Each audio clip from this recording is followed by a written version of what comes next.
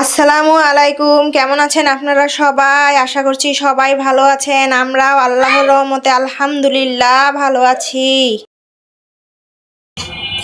এই যে ডিম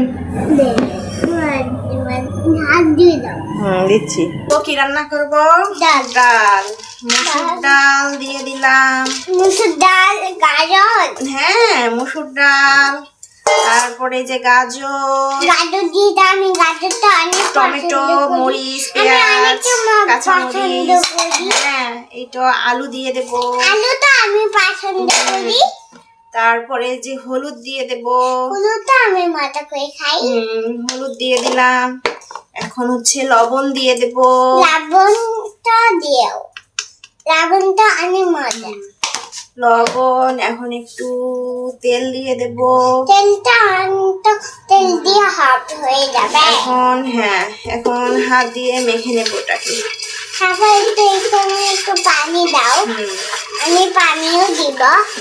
হ্যাঁ, তুমি পানি দেবে? আসো।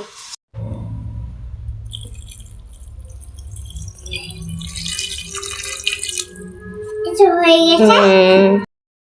ডালটা রেডি করে রেখে দিলাম, এখনো বসায় দেইনি। এখন নাস্তা করে নিব, তারপর ডাল রান্না করব। চা বসিয়ে দিয়েছি। চাটা হয়ে গেলে চাটা ঢেলে নিয়ে আগে খেয়ে নেব। এই তো ডালটা বসিয়ে দিলাম, ডালটা সিদ্ধ হতে থাক। এর ফাঁকে আমরা মা ছেলে মিলে নাস্তাটা করে নেই। আজকে সিম আলু ভাজি করব। আব্দুল্লাহর বাবার সিম আলু ভাজি খুবই পছন্দ। সেদিন বাজার থেকে 2 প্রকারের সিম নিয়ে আসছে। যদি বাজার করতে যায় তাহলে কোনো সবজি কিনুক আর না কিনুক, সে সিম কিনবেই। যাই হোক, এক একজনের পছন্দ এক এক রকম। আমার আবার সিম অতটা ভালো লাগে না, কিন্তু আব্দুল্লাহর বাবার খুবই পছন্দ। ডাল সিদ্ধ হয়ে গেছে, ডালের মধ্যে গরম পানি ঢেলে দিলাম। এখন হচ্ছে বাগার দিব। ফোড়ন মশলা দিয়ে দিলাম।